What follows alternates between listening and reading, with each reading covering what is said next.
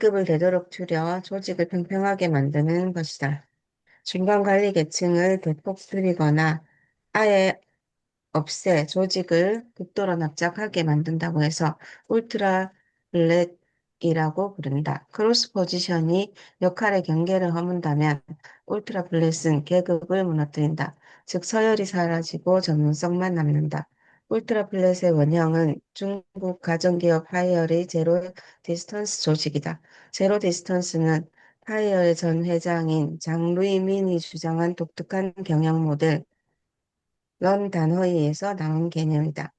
런 단허이는 직원이 창출하는 가치를 고객의 가치와 하나로 합쳐 기업과 최종 고객 사이의 물리적, 관료적, 심리적 거리를 없애는 것을 목표로 한다.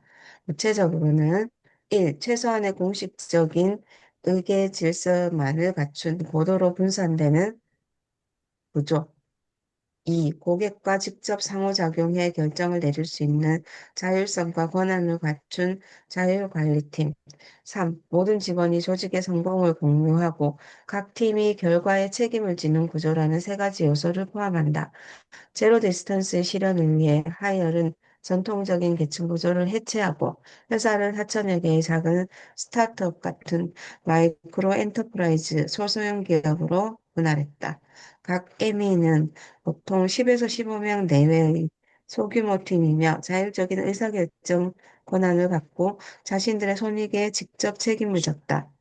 ME 모델에서 직원은 그저 상부의 지시에 따르는 피고용인이 아니다. 그들은 ME의 리더이자 구성원으로서 시장과 고객을 직접 상대하며 가치를 창출하는 사내 기업가 또는 CEO와 마찬가지다. 특히 보상 구조는 상급자의 평가가 아닌 오직 고객에 의해 지급되도록 설계했다.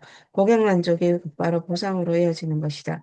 이에 의사결정을 지연시키고 현장의 목소리를 왜곡하는 중간 관리층은 모두 사라졌다. 결과 조직은 극도로 납작해졌고 시장 변화에 대한 반응 속도를 극대화할 수 있었다. 울트라 플랫의 대표적인 국내 사례는 올리브영의 MD 조직이다. 최근 세계를 놀라게 하고 있는 K뷰티의 숨은 천병, 올리브영은 위계를 허물어 성과를 내는 젊은 MD 조직으로 유명하다. 올리브영의 MD들은 독립된 사업체처럼 막강한 주인의식을 갖고 사업을 이끈다. 담당 임원이 30대, MD 다수가 20, 30대 초반의 파격적인 인력 구성도 이를 뒷받침한다. 이들은 40, 50대의 브랜드 대표와도 수평적인 관계에서 혁신을 논하며 상사의 지시보다 자신의 판단을 우선시한다. 올리브영 MD는 회장님 지시사항도 따르지 않는다는 말이 있을 정도다. 맡은 분야에서 온전한 권한을 발휘하는 문화가 자리 잡은 것이다. 자신의 판단에 스스로 책임을 지는 울트라 블랙 구조에서는 강한 주인의식이 필수다. 이들은 시장 트렌드를 직접 살피고 브랜드 파트너사와 협력하며 신상품을 론칭하는 등 시장을 선도하는 임무를 수행한다. 이러한 시스템은 자연스럽게 상향식 의식구조, 의식결정 구조를 만든다. 이런 조직에서 상사는 단순히 일을 지시하는 사람이 아니라 MD가 각자 목표를 실현하도록 돕는 조력자에 가깝다. AX 조직의 문화적 특성. 구조를 새로 만들었다고 해서 조직이 저절로 돌아가지는 않는다. 구성원들이 목적과 상황을 이해하고 이에 맞춰 대응하는 새로운 사고 방식, 즉 문화의 형성이 필수적이다. 문화는 구성원들이 어떤 사명감으로 어떻게 일하느냐를 결정하며 그 차이가 진짜 변화를 만들어낸다. 이제 자신, 이제 자신이 어떤 조직 소속인가 보다도 어떤 일을 해낼 수 있는가가 더 중요해졌다. 나아가 그 경험으로 어떻게 성장하고 조직의 최종 목적 달성에 어떻게 기여하는지를 스스로 보여주는 것이 AX 문화의 핵심이다. 그중에서도 특히 1. 다른 부서와 협업할 수 있는 문화. 2. 끊임없이 배우고 성장하려는 문화가 중요하다. 자유분방한 협업의 문화, 잼 세션. AX 조직에서는 순발력이 있는 협업이 중요하다. 이때 필요한 것이 바로 잼 세션이다. 잼 세션이란 정해진 규칙이나 상하관계 없이 그때그때 목표에 맞춰 최적의 전문가들이 모여 적극적으로 협력하는 모델이다. 잼 세션은 원래 음악 용어다. 정해진 악보 없이 모여 그날의 분위기에 맞춰 즉흥적으로 연주나 연주하는 재즈나 록 뮤지션들의 비공식적인 모임을 뜻하는데 즉흥적으로 화음을 빚어 멋진 연주를 선보일 수 있는 역량이 연주자의 가장 중요한 자질로 평가된다. 어떤 경우는 드럼, 때로는 기타, 혹은 보컬이 돋보이지만 가장 중요한 것은 모든 악기와 연주자들이 조화를 이루어야 한다는 것이다. 요즘 기업에서도 잼 세션형 인재를 높이 평가한다. 특정 업무에만 고정되지 않고 상황에 맞춰 자신의 능력을 그때그때 적응시켜 발휘하는 것이 중요하기 때문이다. 따라서 고정된 직무 개념은 희미해지고 필요할 때 최고의 전문가를 엮어 일을 진행하는 방식이 보상된다. 이러한 협업 모델의 원조는 헐리우드 영화 제작 시스템이다. 한 편의 영화를 위해 감독, 작가, 배우 등 전 세계 최고의 세계 최고의 전문가 수백, 수천 명이 모여서 일한 다음 영화가 완성되면 다시 흩어져 새로운 프로젝트를 찾아 나선다. 이 방식은 복잡하고 독창적인 결과물을 만드는 데 필요한 전문성과 유연성을 동시에 확보해준다.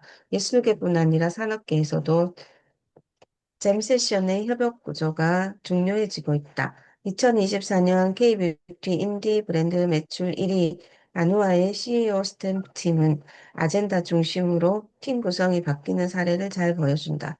이 팀은 회사의 성장 과제를 해결할 잠재적 리더들로 이루어져 있다. 팀원들은 기존 부서에 투입되거나 필요에 따라 새 팀을 꾸려 전략 수립부터 운영, 인재 영입, 마케팅까지 다방면의 업무를 주도한다. 이처럼 필요에 따라 유연하게 움직이는 방식은 팀원에게 좋은 성장의 기회가 된다. 다양한 업무 경험으로 자신의 강점과 약점을 파악하고 잼 세션의 주도적 연주자처럼 성장할 수 있기 때문이다. 인재 발굴에서 인재 인수, 사내 인력도 다시 봐야. 잼 세션 문화가 정착하기 위해서는 인재를 활용하는 인사 모형도 함께 바뀌어야 한다. 최고의 인재를 유연하게 활용할 수 있는 휴먼 클라우드 시장의 확산이 필요한 이유다. 클라우드에서 데이터나 솔루션을 필요할 때만 빌려 쓰듯 인적 자원도 필요에 따라 활용하는 개념이다. 인재 각자의 역량을 데이터로 만들어주고 조직이 필요로 하는 인재상에 맞춰 투입한다. 전통적인 형태에서 고용인과 비고용인이 1대1 관계였다면 후먼 클라우드에서는 N대 N으로 전환한다. 나아가 인재 인수가 중요해졌다. 인재 인수란 기업이 필요로 하는 인재를 발굴하고 영입하는 전략적인 활동을 총칭한다. 이는 단순히 공석이 생겼을 때 지원자를 받는 리크루팅이나 헤드헌팅 회사에서 필요한 인재를 소개받는 것을 넘어선 개념으로 기업의 미래 성장 목표에 맞춰 잠재 인재를 먼저 찾아내 적극적으로 영입하는 활동을 일컫는다. 마이크로소프트, 구글, 메타 등 빅데이터 기업들이 천문학적인 연봉을 제시하며 핵심 인재를 영입하려고 안간힘을 쓴다는 점은 잘 알려진 사실이다. 이직이나 우리 회사에 관심이 없더라도 꼭 필요한 인재라면 적극적으로 발굴하고 설득해 영입하는 일이 주요 과제가 될 것이다. 인재 인수 담당자는 현재 인사에 필요한 인재가 누구인지, 정말 유능한지, 회사와 잘 맞는지를 종합적으로 판단한다. 기업 간 인수합병이 시너지를 창출해 기업 가치를 높이듯 인재 인수를 통해 기업은 역량을 확장하며 지속적 성장을 꾀할 수 있다. 타사에서 핵심 인재를 영입할 여건이 충분치 않는 조직에서는 먼저 회사 내에 적당한 인재가 숨어 있는지를 살펴보는 사내 TA도 활성화시킬 필요가 있다. 글로벌 브랜드 전문가인 데니스 리 요는 저서 퓨전에서 직원은 한 조직에만 속해 일하는 것이 아니라 상황에 따라 다양한 조직과 유동적으로 협업하게 될 것이라고 말했다. 유니레버는 이를 조직적으로 구현한 사례다. 플렉스 체험이라는 내부 인재 시장을 열어 기업의 구성원 각자가 자신의 경영 목표, 원하는 경험, 필요한 기술, 관심사를 프로필에 등록하게 했다. 이 프로필을 기반으로 각 구성원은 다양한 사내 프로젝트에 지원하고 유연하게 참여한다. 이 제도를 도입한 후 유니레버의 전체 생산성은 41% 향상됐다. 사내 인재들이 새로운 시스템을 통해 소속팀 밖에서 흥미로운 업무에 참여할 수 있는 기회가 늘었기 때문이다. 만성적인 인재 부족과 자발적 비정규직 직원들이 늘어나는 환경에서 이는 기업들에게 새로운 HR 솔루션을 제공한다. 한편 엔비디아는 PIC 시스템이라는 독특한 운영 방식으로 조직 운영의 고정관념을 파괴한다. 비행기의 기장, 즉 주조종사를 의미하는 PIC가 엔비디아에서는 프로젝트의 주 책임자를 뜻하는 말로 쓰인다. 기장이 비행 상황과 기내 승무원을 총괄하듯 엔비디아의 PIC도 프로젝트 전반을 책임지는 의미에서 이 용어를 빌려왔다. 엔비디아는 홈페이지에 자사의 조직 문화를 전 세계의 비주얼 컴퓨팅 과제를 해결하는 하나의 팀으로 명시한다. 따라서 프로젝트에 필요한 기술을 가진 사람끼리 그때그때 팀을 꾸려 일하는 것을 당연하게 여긴다. 누구나 프로젝트의 파일럿이 되어 성과 창출에 집중할 수 있기에 승진이나 줄서기보다 혁신이 더 우선시된다. 이것이 바로 엔비디아가 세계 시가총액 1위 자리를 지키며 기록을 경신하는 원동력이다. 인사와 평가 기준의 변화. 잼 세션 문화를 조직 운영에 반영하는 움직임 중 하나는 수시 인사의 일상화이다. 공개 채용이 옛말이 되었을 정도로 수시 채용 문화가 자리 잡은 것에 대해 이제는 고위급의 인사도 특정한 시기를 기다리지 않고 수시로 필요할 때 단행한다. 예전이라면 이를 파격적이라고 표현했을지 모르나 최근에는 당연한 것으로 여기는 추세다. 삼성전자, 현대자동차, 신세계 등 대기업들이 정기 인사 시즌이 다가오기 전에 사장단을 포함해 고위급 인사를 단행하기도 했는데 이는 발빠른 대응이 필요한 때에 더 이상 기다릴 여유가 없다는 기업의 미상 경영으로 해석된다. 과거 연례 정기 인사는 보통 가을 혹은 연초에 다음 해의 전략을 바꾸고 그에 맞춰 조직을 개편하는 방식이었다. 반면 수시 인사는 시장 변화나 위기 상황에 즉각 대응할 수 있어 비상경영 체제에서 특히 유용하다. 또한 핵심 인재 영입이나 문제 부서의 교체 등 핀셋 인사를 통해 조직의 특정 부분을 빠르게 쇄신할 수 있다는 장점이 있다. 또 다른 움직임은 평가 기준의 변화다. 최근 기업 내 평가 기준이 KPI에서 OKR로 전환되는 사례가 급증하고 있다. KPI는 핵심 성과 지표를 통해 목표 달성 여부를 수치로 측정하는 하향식 평가 방식이다. 예컨대 올해 매출 1,000억 달성, 신규 고객 10만 명 확보처럼 리더가 위에서 아래로 명령을 하다라는 결과 중심의 통제 도구다. 이는 예측 가능한 환경에서는 효과적이지만 구성원들을 정해진 목표만 달성하는 수동적인 존재로 만들고 새로운 시도를 위축시키는 경향이 있다. 반면 목표와 핵심 결과를 의미하는 OKR은 조직과 팀, 개인의 목표를 명확히 하고 그 달성 과정을 추적하는 방식으로서 조직 전체가 함께 나아갈 방향을 제시하는 자율 경영 도구다. 고객들에게 대한민국 최고의 모바일 사용 경험을 선사한다. 같은 가슴 뛰는 질적 목표를 먼저 설정한다. 그리고 그 목표를 향해 나아가고 있음을 증명할 수 있는 측정 가능한 핵심 결과. 앱스토어 평점 4.8점 달성, 주간 활동 이용자 수 15% 증가 등 을 정의한다. 여기서 중요한 것은 회사는 목표와 방향만 제시할 뿐 그곳에 도달하기 위한 구체적인 방법은 각 구성원이 자율적으로 찾아 나선다는 점이다. 이는 구성원들에게 왜 이 일을 하는가에 대한 명확한 목적의식을 심어주는 동시에 목표 달성을 위한 창의적인 실험과 도전을 격려하여 조직 전체의 혁신 에너지를 끌어올린다. OKR은 팀원들이 스스로 목표를 설정하고 그 목표가 조직 전체의 목표와 어떻게 연결되는지를 명확히 알려준다. 나아가 이를 통해 구성원의 자율성과 주도성까지 높여주기 때문에 잼 세션 협업 방식을 뒷받침하는 평가 도구로 주목받고 있다. 꾸준히 성장하는 배움의 문화, 레슨 앤런 그리고 언런, AX 문화의 또 하나 중요한 요소는 꾸준한 학습이다. 이는 실험을 장려하며 실패를 벌하지 않고 귀중한 학습 자산으로 여기는 문화다. 실전으로부터 교훈을 얻고 배우는 자세가 중요하다고 해서 레슨 앤 런이라고 표현한다. 글로벌 기업 마이크로소프트의 부활이 레슨 앤 런의 힘을 보여준다. CEO 사티아 나달레가 이룬 가장 큰 변화는 조직 문화를 만드는 것을 조직 문화를 모든 것을 아는 문화에서 모든 것을 배우는 문화로 전환한 것이다. 그는 부임 직후 모든 직원을 미리 정해진 비율에 따라 등급을 나눠 상태평가하는 스택 랭킹 제도를 폐지했다. 구성원들의 성과 점수를 한산해 서열화하는 이 방식의 가장 큰 문제점은 직원들이 성과 과정에 지나치게 신경을 쓴 나머지 내부 경쟁이 심화되어 협력 정신이 무너지고 창의력을 방해해 오히려 회사의 장기 성장을 저해한다는 것이다. 또한 패키지 판매에만 주력하던 마이크로소프트 제품에 대한 가치 평가에도 지속적 사용을 포함시켜 초연결 시대를 대비했다. 이러한 조직 문화의 대대적 변혁이 있었기에 마이크로소프트는 클라우드 AI라는 새로운 시장에 가감히 뛰어들어 성공적으로 변신할 수 있었다. 레슨 앤 런 문화는 직원들이 과감한 시도를 할 수 있는 심리적 안전망으로 작용한다.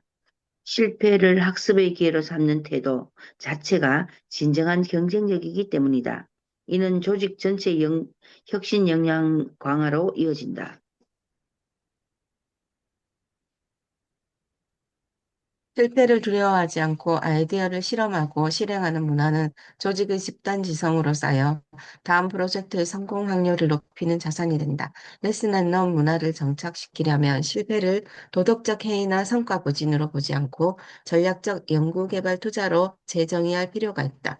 불확실성이 높은 시장에서 초반의 시도는 실패할 확률이 높다. 올바른 길을 찾는 유일한 방법은 수많은 실험이며 실험에는 실패가 따른다는 점을 인정해야 하는 것이다. 만약 조직이 실패를 벌한다면 구성원들은 실험을 멈출 것이다. 실험이 멈추면 학습도 멈추고 학습이 멈춘 기업은 결국 도태된다. 따라서 변동성이 큰 시대에 실패한 시도에 투입된 비용은 손실이 아니라 경쟁자는 갖지 못한 시장 정보를 얻기 위해 지불한 획득 비용으로 보는 것이 합리적이다. 하지만 배우는 것이 끝은 아니다. AI처럼 파괴적인 기술이 밀고 들어올 때는 배우는 것도 중요하지만 기존에 익숙했던 방식을 버리고 새로운 역량과 사고하는 방식을 익히는 일이 더욱 중요해진다. 파괴적인 기술들은 기존의 방식에 더해 쌓아가는 것이 아니라 버리고 대체할 것을 요구하기 때문이다. 지능을 활용해 차원이 다른 생산성을 만들어내려면 지금까지 학습한 것을 과감히 버리고 새로운 방식으로 시도해야 한다. AX 조직에서 개인은 어떻게 살아남을 것인가? 경영 환경의 근본을 흔드는 격변, 생성형 인공지능 기술의 혁신적 발전, 그리고 조직 구성원들의 사고방식 변화의 삼각파도는 AX 조직으로의 개편을 피할 수 없는 숙명으로 만들고 있다. 미국은 달려나가고 중국은 치고 들어오는 치열한 생존 경쟁 속에서 안주, 안주는 곧 도태를 의미한다. 최근 크고 작은 기업들이 오랜 역사와 관행을 뒤집는 조직 혁신을 단행하고 있다. 2024년 파격적인 조직 개편을 단행한 현대자동차가 대표적인 예다. 현대자동차는 기계 제조업에서 소프트웨어 중심의 모빌리티 플랫폼 기업으로 탈바꿈하며 130년간 지속된 자동차 회사의 정체성을 근본적으로 바꿨다.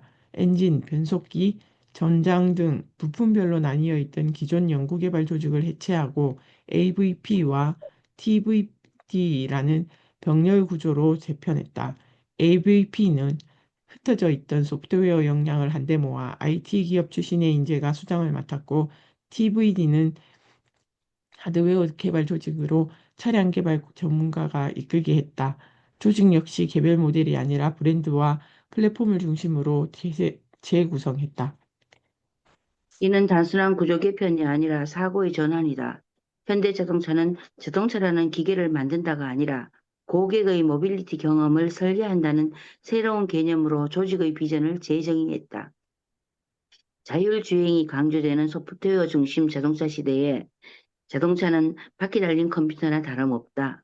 무선 업데이트로 성능이 향상되고 구독 서비스로 새로운 기능이 추가되거나 사라진다. 시장은 새로운 논리로 움직이는 자동차를 요구하고 있고 이에 대응하기 위해 조직 구조와 문화를 환골탈퇴시키는 것은 불가피해졌다. 현대 자동차가 이러한 혁신은 가장 무겁고 경직된 제조업조차 AI 시대의 논리를 받아들여야만 한다는 점을 명확히 보여준다. AX 조직이라는 용어를 쓰든 쓰지 않든 2026년에는 많은 기업이 크고 작은 조직 개편을 시도하게 될 것이다. 문제는 이러한 조직 개편의 쓰나미 속에서 우리 구성원들은 어떻게 살아남고 어떤 인재로 성장해 나가야 하는가다. 일단은 두려움이 크다. 새로운 기술의 도입과 조직의 개편은 필연적으로 사라지는 직무를 만들기 때문이다. 전통적인 조직은 핵심 의사결정자를 중심으로 그를 보호하는 인력이 모여있는 피라미드 구조였다. 로펌을 예로 들면 과거에는 변호사 한 명의 패러리걸이라 불리는 전문 연구팀과 다자수, 필경사 등 여러 보조 인력이 배치돼 한 팀으로 업무를 수행했다. 그러나 누구나 직접 워드 프로세스의 프로젠테이션 소프트웨어를 사용할 수 있게 되면서 필경사와 다자수는 사라진 지 오래다. 최근에는 막강한 검색, 요약, 정리 능력을 갖춘 인공지능이 나타나면서 패러리걸의 역할마저 급격히 축소되고 있다. 이제는 중견 변호사가 인공지능에게 이런저런 질문을 쏟아내며 혼자 일하는 풍경이 흔해졌다. 이는 법조계만의 풍경이 아니다. 대부분의 조직에서 보조 인력의 필요성이 줄어들고 있다. 최근 많은 국내 기업이 내부 역할 재조정에 나서는 것도 AI 등장으로 특정 직무의 존재 이유가 사라지고 있기 때문이다. 문제는 회사 안에서 핵심적인 의사결정자는 소수이고 그를 보조하는 인력은 다수라는 점이다. 누구라도 앞으로는 내 직무는 어떻게 될 것인가에 대한 불안감이 커지는 것이 당연한 일이다. 의사결정자들도 이 불안에서 자유롭지 않다. 나보다 더 인공지능을 잘 활용하는 의사결정자에게 대체될 수 있다는 불안감이 늘 존재하기 때문이다. 직위가 높든 낮든 자기 일에 대한 AI의 영향이 크든 작든 요동치는 조직 안에서 본인의 위상과 역할을 다시 생각하는 것은 이제 필수 과제다. 우리는 어떤 인재가 되어야 할까? 실무에 강한 파이형 인재. 결론부터 얘기하자면 AX 시대에 우리는 파이형 인재를 추구해야 한다. 디지털 전환의 시대에는 T형 인재가 되어야 한다는 이야기가 많았다. T형 인재는 두루두루 넓게 관심을 가지는 일반적인 역량과 더불어 한 가지 영역에서는 깊은 전문성을 가진 인재를 의미한다. 파이형은 여기에 하나의 역량이 더해진 개념이다. 그 하나의 역량이 물론 AI 활용 능력이다. 최근 AI 활용 방법에 대한 교육도 많이 이루어지고 일상이나 업무에서 AI를 사용하는 사람도 늘고 있지만 현장에서 실무자나 리더들을 만나보면 아직도 전면적인 AI 도입을 주저하는 경우를 자주 본다. 표면적으로는 AI 환각이나 보안을 염려하지만 그 속내에는 AI의 전면적 도입이 불러온 파급 효과에 대한 막연한 공포가 자리 잡고 있다. 하지만 이제 AI 도입은 어쩌면 발등에 떨어진 불이다. 필경사의 일을 지켜주기 위해 컴퓨터의 도입을 미룰 수는 없었던 것처럼 말이다.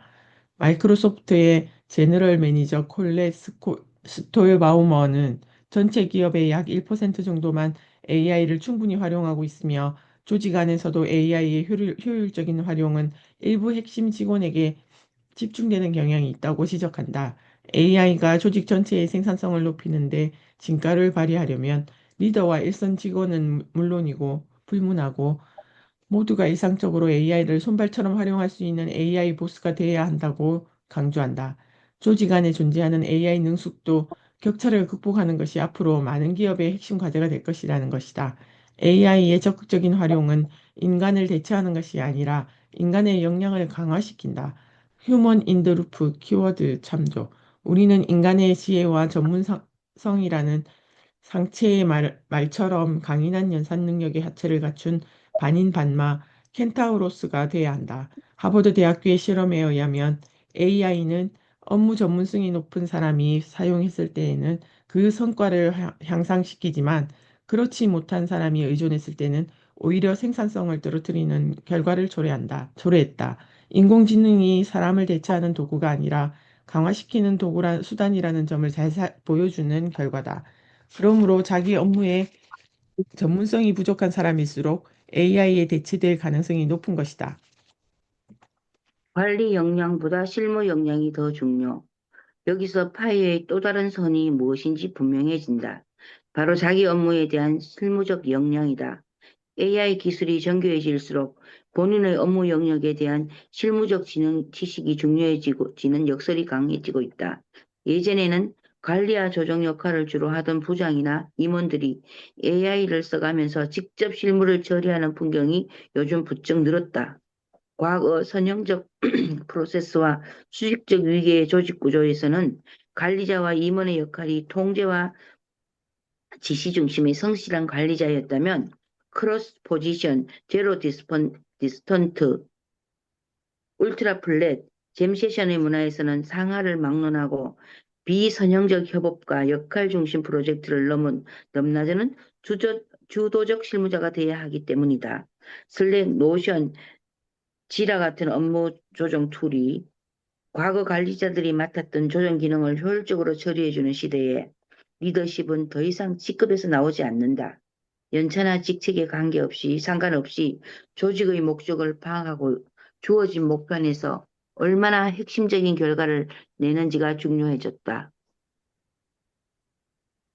그러다 보니 관리 역량보다 실무 역량이 중요해지는 것이다. SK텔레콤이 추진하는 피라미드 2.0 전략도 이러한 움직임과 궤를 같이 한다. 그룹 차원에서 운영 효율화, OI, 오퍼레이션 임프로브먼트를 강조하는 이 전략은 기존 사업의 크기를 과감하게 줄여 핵심 역량을 강화하고 이를 신사업으로 확장하려는 의도를 담고 있다. 몸집 지르기에만 그치지 않고 확보한 자원과 역량을 미래 성장 동력에 집중시키는 것이 핵심이다. 이러한 흐름 속에서 이제는 임원도 실무 역량을 갖추고 팀원 여러 명의 몫을 해낸다. 과거 대기업 임원은 관리와 의사결정에 집중하며 실무에서는 점차 손을 댔다. 하지만 이제는 임원이 AI, LLM에 프롬프트를 입력해 자료를 찾고 보고서를 만드는 일이 흔해졌다. 덕분에 조직에 그래서 임원과 실무진의 경계가 점차 흐릿해지고 있다. 이를 두고 최태원 SK그룹 회장은 구성원 개개인이 인공지능을 친숙하게 가지고 놀 수 있어야 한다고 말하기도 했다. 요즘 젊은 직원들에게서 승진을 꺼리는 경향, 이른바 의도적 언보싱 현상이 강하게 나타나는데 이를 MZ세대는 편한 것만 좋아하고 워라밸을 추구하기 때문이라고 해석하는 것은 본질을 놓치는 것이다. 그들은 실무를 해야 살아남을 수 있다는 사실을 본능적으로 느끼고 있다. 실무를 놓을 수 없는 상황에서 관리 업무까지 떠안아야 하고 책임은 무겁지만 성과는 온전히 자기 몫이 아닌 과도기적 조직 문화에서 팀장이나 임원은 그다지 매력적이지도 달갑지도 않다. 승진 거부는 이처럼 리더십의 의욕을 갖기 어려운 상황에 대한 자연스러운 반응인 것이다.